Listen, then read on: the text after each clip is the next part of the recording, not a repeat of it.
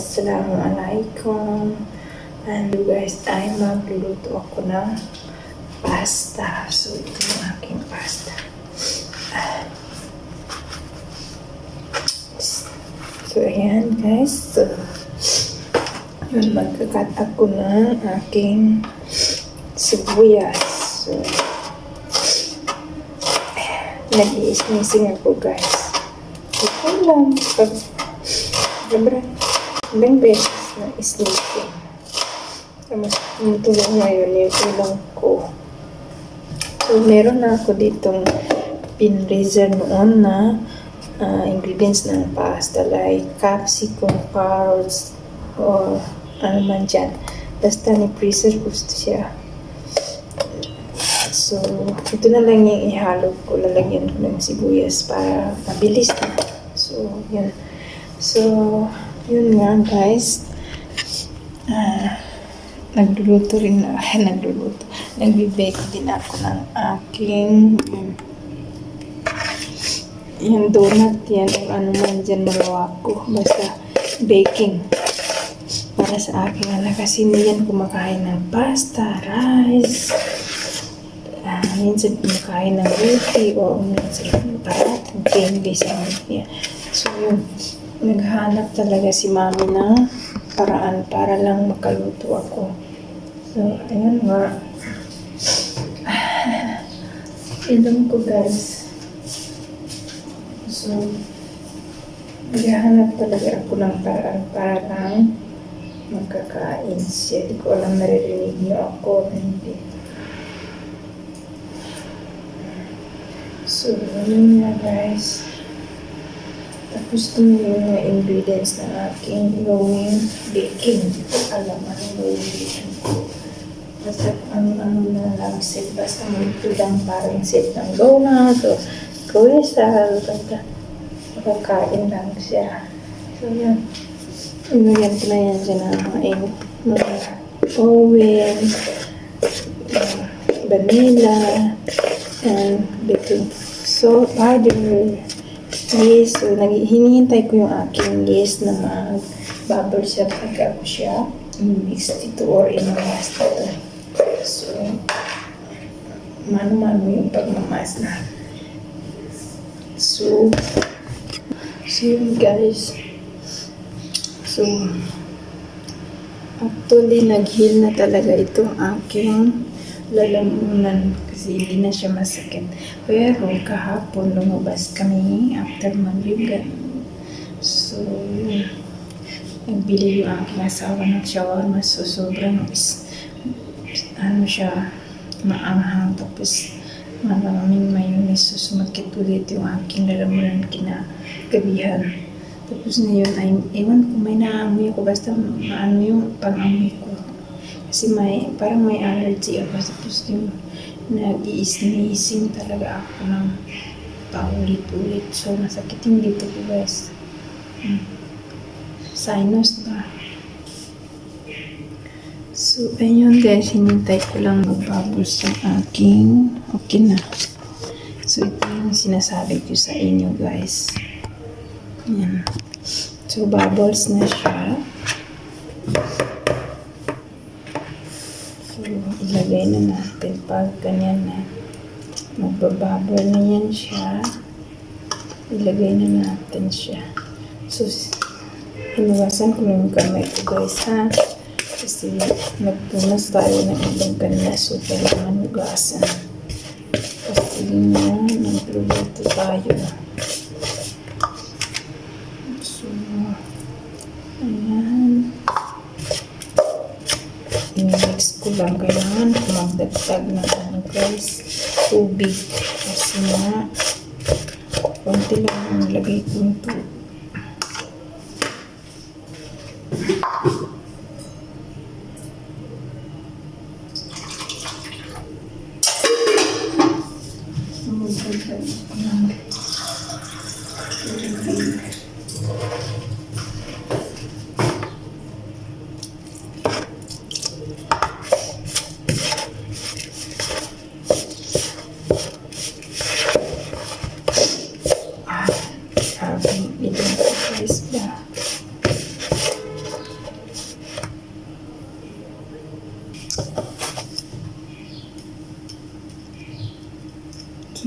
guys. Meron akong gloves dito. So, mag-gloves tayo para sometimes mas gusto ko pa yung walang gloves guys. Pero, ano ito siya guys. Nagsingit tayo. Pero nagugas naman ako ng kamay.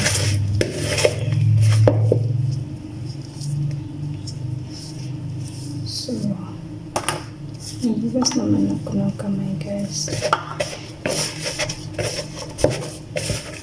So, ganyan ako magmamask guys.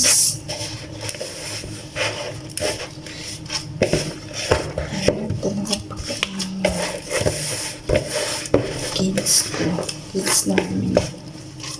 Kaya minsan mag-ikot ka, hindi niya kinakain. Pero ito, paborito niya to. So, pagiging ito guys.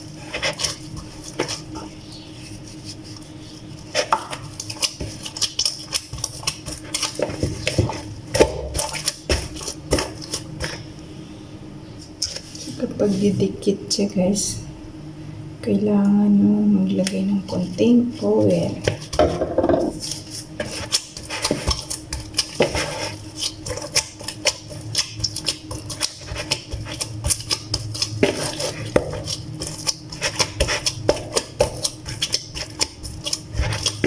Kailangan maganda yung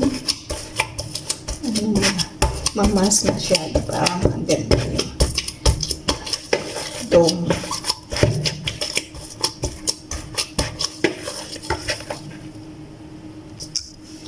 So, yan. Wala akong masil pang mas guys. So, kailangan ko magmas lang mano-mano.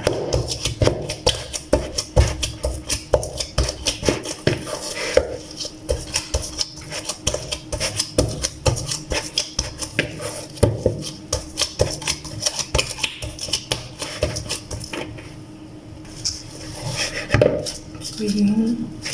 Ganyan na natin.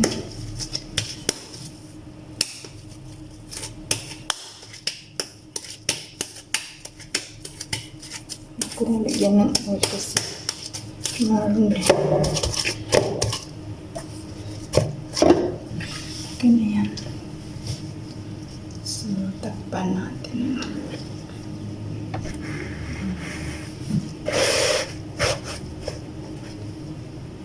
So, maghintay tayo ng mga 30 minutes to rest.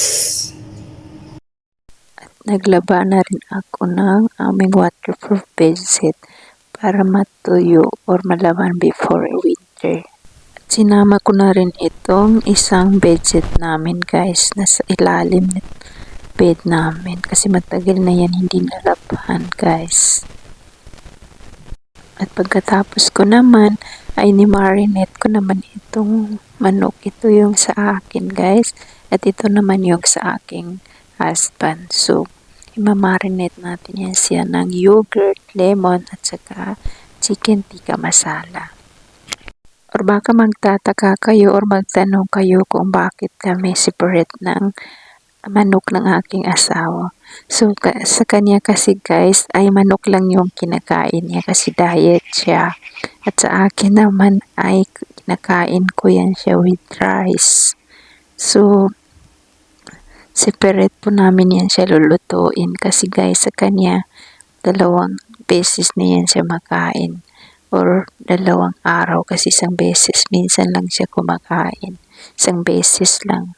So, itong video na to guys ay kinabukasan pa ito. So, nakita ko naman itong aming wheat flour. So, yun nga guys, marami siyang yung kuto ba?